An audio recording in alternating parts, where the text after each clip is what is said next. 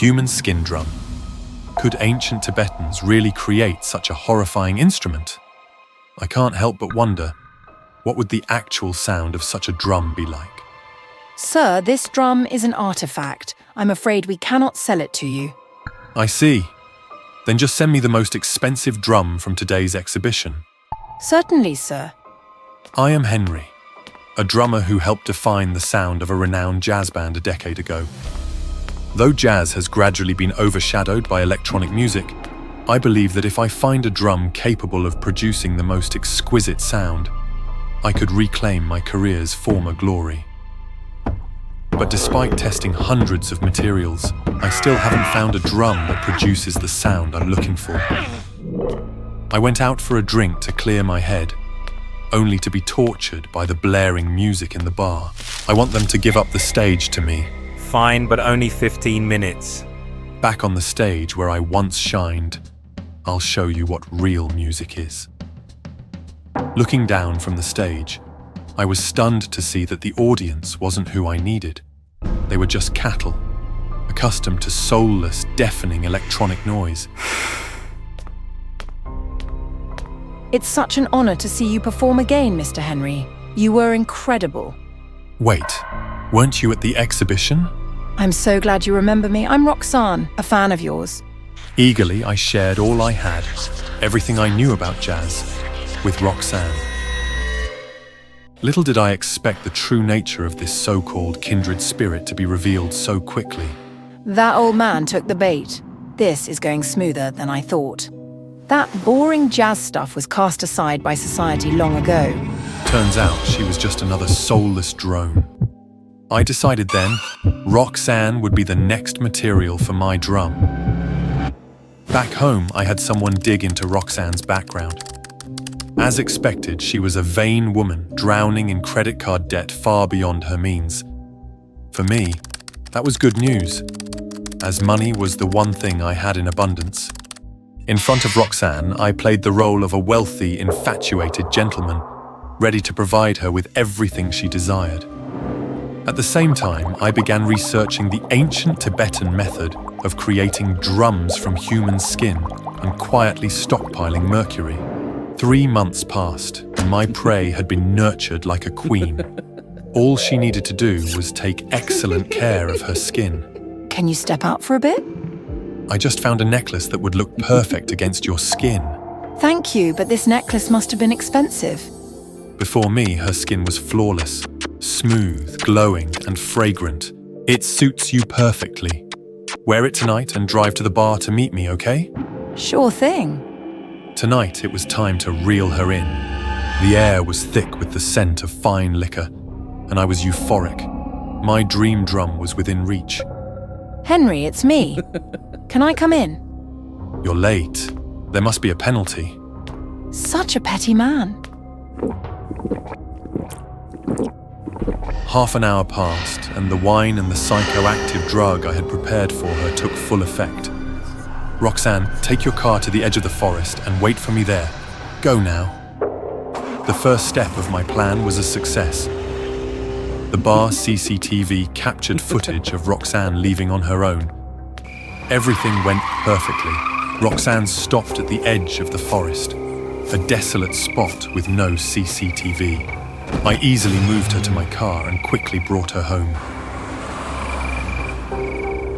I had rehearsed the skinning process thousands of times, and now as I held the cranial drill in my steady hands, my heart beat slow and steady, like a skilled craftsman. The next step was injecting mercury into Roxanne's body through the cranial hole. This method would peel her skin from the inside, preserving it flawlessly. But it also caused Roxanne to wake up screaming in agony. Don't worry, Roxanne. I'll free you from the pain soon enough. After harvesting her skin, I placed the rest of her body into her car and sent it plunging off a cliff, creating the perfect scene of an accident.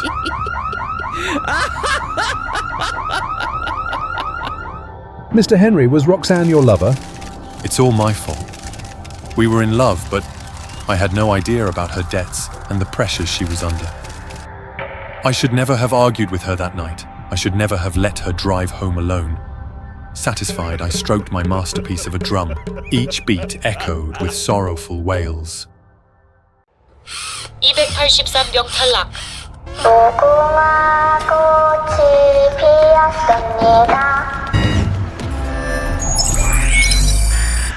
192명 탈락. 385명 탈락. I stumbled, my legs barely supporting me after surviving the latest round of the Squid Game. Player 132, that's who I was now. 77, my closest companion in this nightmare, laughed with a mix of relief and exhaustion. We made it 132. For a fleeting moment, his grin was contagious. Anyway, I'm Hansu. He said, offering me a bottle of water. I came here to save my company. It's been going through some tough times. I hesitated, but his open expression prompted me to reply. I'm Inho, I said quietly, the words dragging like weights. Hansu's eyes softened. What brought you here? I hesitated, my throat tight. My wife, she has liver cancer. End stage. The light in his eyes dimmed. I'm sorry. He said softly. I gave part of my liver to my younger brother years ago. Now I can't do the same for her. And I don't have time to clear my name. His brows furrowed. Clear your name? I sighed, the words tumbling out. I used to be a cop, a good one, but someone framed me for bribery. I lost my job, my reputation, everything. This game is my last chance to save her. Hansu placed a reassuring hand on my shoulder. We'll get through this together, Inho. Players, welcome to the fourth game. The game you're playing today is Mingle. All players must step onto the central platform. The platform will spin while music plays. When it stops, a number will be called out. You will have 30 seconds to form a group of that exact number. Anyone left out or in the wrong number will be eliminated. 5, 4, 3, 2, 1. Hansu gripped my arm tightly. We're in this together, right? I nodded. The platform began to spin, music blaring as we clung to the railings for balance. When the music abruptly stopped, the overseer's voice boomed. Form groups of 4. I reached for Hansu instinctively. 2 others quickly joined us, and a wave of relief washed over me as I glanced at the chaos unfolding. Those left ungrouped screamed in terror as masked guards dragged them away. The game repeated. Each round, the number called out changed. 5, 6. Hansu and I stuck together, forming alliances as necessary. Then came the final round. Form groups of 2. We sprinted toward the door right in front of us. It felt like salvation was only a few steps away. But as we neared the door, another player shoved past us, diving into the spot. Wait! I yelled, panic surging through me. Hansu froze, his face twisted with guilt. I'm so sorry, Inho. Before I could react, he shoved me backward. My years as a cop kicked in as I lunged forward, grabbing his arm in a vice-like grip. Let go! He shouted, his voice laced with fear. No! The timer ticked down, 10 seconds. With a final burst of strength, I shoved him away and bolted toward the door. 5, 4, 3, 2, 1.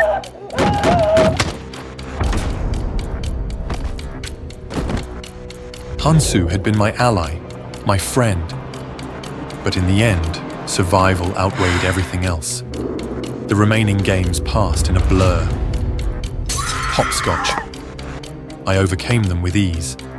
The final game, the Squid Game, didn't pose a challenge for me either. By the time it was over, I wasn't the same person. Every step, every choice was calculated, cold. I won. The prize, 45.6 billion won. But when I returned home, triumph was hollow. My wife was gone. On the table lay a letter, her trembling handwriting scrawled across the page. I couldn't wait any longer, Inho, but I want you to know our baby would have been beautiful. Beside the note was an ultrasound image. I crumpled to the floor, the weight of it all crushing me. Seeking closure, I returned to my old precinct. That's when I learned the truth. Kang Jun, my former partner, had framed me for bribery. He wanted the promotion, and I was the perfect scapegoat. Rage boiled inside me as I tracked him down, knife in hand. I was ready to end his life, but a voice stopped me. Why waste such anger? I turned to see a man in a black suit, his face obscured by a sleek, three-dimensional mask.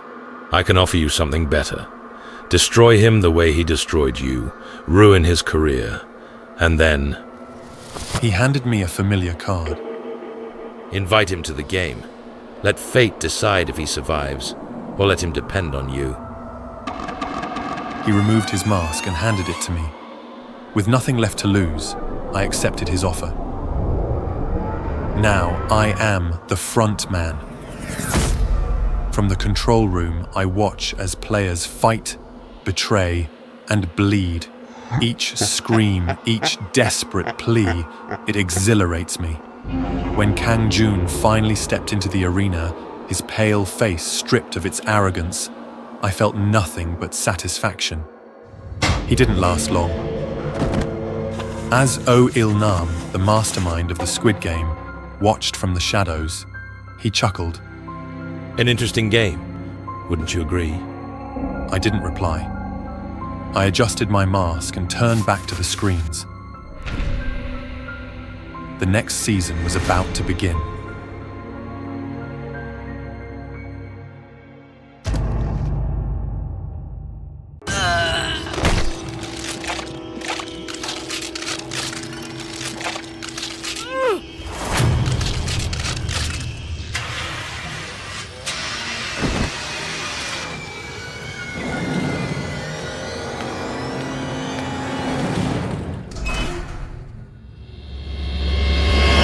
I've been up for 4 days straight because of this wisdom tooth. The pain is unbearable, and the fever is making me feel crazy. It feels like the wisdom tooth in my jaw is pulsating with my heartbeat, and its root is growing longer and longer, almost piercing through my jawbone. I've been avoiding the dentist, but I can't take this anymore. I need to get this tooth out. At midnight like this, I was lucky to find a dental clinic on a quiet street. But why don't I have any impression of this clinic, even though I pass by this neighborhood every day?